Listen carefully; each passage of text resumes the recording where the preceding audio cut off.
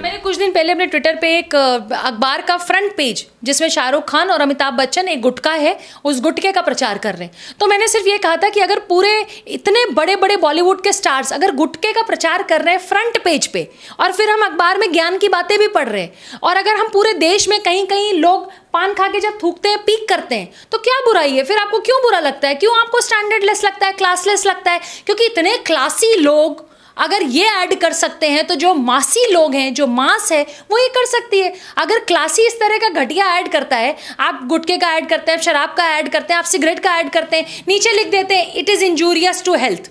अरे भाई, आपको पता नहीं है कि आपको लोग फॉलो करते हैं, लेकिन चलिए मुझे खुशी है कि दे रहा है, दुरुस्त है। अगर इन्होंने अपने जन्मदिन के दिन जो अमिताभ बच्चन है जिनको महानायक की उपाधि देके हम लोगों ने रखा है, अगर उन्होंने अपने बर्थडे पे उन सारी कंपनीज के शायद पैसे वापस कर दिए हैं जिनसे उन्होंने ऐड के पैसे लिए थे, चलिए अच्छी बात है। कुछ तो ये देश को सिखाएंगे कि भैया गुटखा नहीं लेना है, चरस नहीं लेना है, गांजा नहीं लेना है, दारू नहीं पीनी है, क्योंकि आपको तो लोग फॉलो करते हैं। आप जो कहेंगे लोग उसको सुनेंगे। अगर आपके अंदर अभी भी ये बुद्धि आ गई तो बहुत अच्छी बात है। ये तो समाज के ऊपर भी बहुत बड़ा सवाल है कि आप अपना आइकॉन किसको चुनते हैं। आपका आइकॉन नीरज चोपड़ा हो सकता है, आपका आइकॉन वो पैरा ओलंपिक्स में जो इस बार विश्व पटल पे भारत का तिरंगा लहरा के आए हैं, वो आपका आइकॉन हो सकते हैं। ये गंजेड़ी हमारे आइकॉन नहीं है। ये हर व्यक्ति को समझना पड़ेगा और अपने बच्चों को समझाना पड़ेगा कि अगली बार जब आर्यन खान दिखे तो उसकी सेल्फी लेने के लिए पागल मत रहना।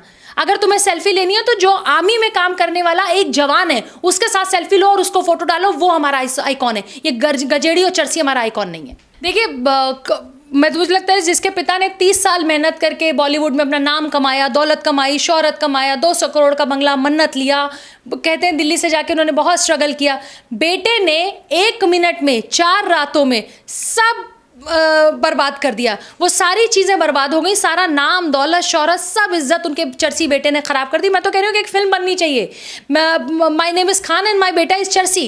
ये ऐसे लोग हैं जो अपने बेटे के बचाव में आगे, आधा बॉलीवुड बचाव में आगे। मैं भी कहीं पढ़ी थी कि जैकी चैन के बेटे पे शायद कुछ इसी तरह का आरोप लगा था और जैकी चैन ने सार्वजनिक आके ये माफ़ी मांगी, अपने बेटे की तरफ से माफ़ी मांगी। उन्होंने सॉरी फील किया कि मेरे बेटे के ऊपर इतना बड़ा आरोप लगा है, मेरा दायित्व तो बनता है इस कंट्री के लिए जिस कंट्री में मैं काम करता हूँ। हमारे यहाँ एक ऐसा सुपरस्टार है जिसके बेटे के ऊपर ये आरोप लगा है, तो सारे फिल्म स्टार, सारे पॉलिटिशियन, बहुत बड़े बड़े लोग इस चर्सी के पक्ष में आ गए। सॉरी फील करना, खराब फील करना तो अलग बात है। अरे आपको देश ने इतना कुछ दिया, देश के प्रति आपका कोई दायित्व बनता था।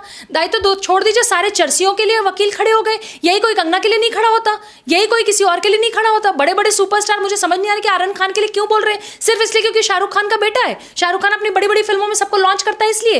ये करण जौहर, ये सारे एक ही थाली के चट्टे पट्टे हैं।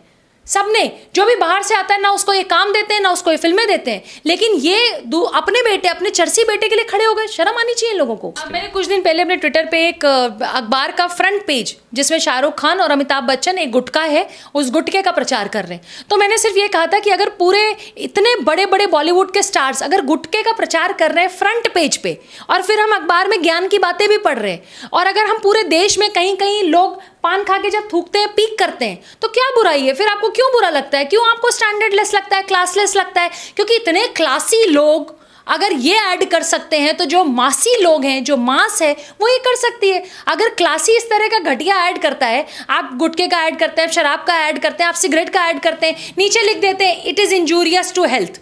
अरे भाई, आपको पता नहीं है कि आपको लोग फॉलो करते हैं, लेकिन चलिए मुझे खुशी है कि दे रहा है, दुरुस्त है। अगर इन्होंने अपने जन्मदिन के दिन जो अमिताभ बच्चन है जिनको महानायक की उपाधि देके हम लोगों ने रखा है, अगर उन्होंने अपने बर्थडे पे उन सारी कंपनीज के शायद पैसे वापस कर दिए हैं जिनसे उन्होंने ऐड के पैसे लिए थे, चलिए अच्छी बात है। कुछ तो ये देश को सिखाएंगे कि भैया गुटखा नहीं लेना है, चरस नहीं लेना है, गांजा नहीं लेना है, दारू नहीं पीनी है, क्योंकि आपको तो लोग फॉलो करते हैं। आप जो कहेंगे लोग उसको सुनेंगे। अगर आपके अंदर अभी भी ये बुद्धि आ गई तो बहुत अच्छी बात है। ये एक सवाल हमारे समाज पे भी उठता है कि जो ऐसा व्यक्ति जो अपने खुद कहता है कि मैं अपने 3 साल के बेटे को ड्रग्स लेने की आज़ादी दूंगा, उसको सेक्स करने की आज़ादी दूंगा, उसको पार्टी करने की आज़ादी दूंगा, उस जैसे आदमी को हम जब अपना रोल मॉडल, अपना समाज का एक प्रतिनिधित्व समझ लेते हैं कि यही हमारे समाज को प्रतिनिधित्व करता है, तो क्या ये समाज पे भी एक सवाल नहीं उठता?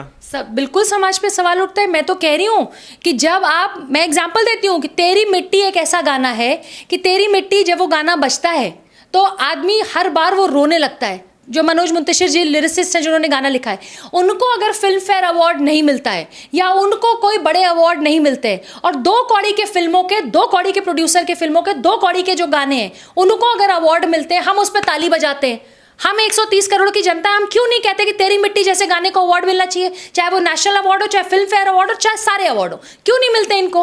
हमने खुद इनको सर पे चढ़ा रखा है। हमने वो 2 कौड़ी की फिल्मों को, 2 कौड़ी के प्रोड्यूसर डायरेक्टर को हमने अपने सर पे चढ़ा रखा है। जो आप सोचिए कि बायजूस ऑनलाइन क्लासेस की बातें करने वाले शाहरुख खान जो हैं, वो अपने बेटे को कुछ नहीं सिखा पाए। बहुत अच्छा है, बहुत खुशी की बात है कि शायद बायजूस ऑनलाइन क्लासेस ने जितने एड्स से, जितनी स्ट्रीमिंग थी, शायद वो बंद कर दी है शाहरुख खान की, क्योंकि कहीं ना कहीं लोग ये सोचते हैं कि भाई जो अपने बेटे को कुछ नहीं सिखा पाए बायजूस में, हम अपने बच्चे को भेजेंगे तो हमारा बच्चा पता नहीं क्या सीखेगा। वो भी दोस्तों के साथ 2 लाख की टिकट लेगा और जूतों में और चश्मे के लेंस में वो और उसके फ्रेंड्स जो है जाके चरस गांजा ले रहे होंगे।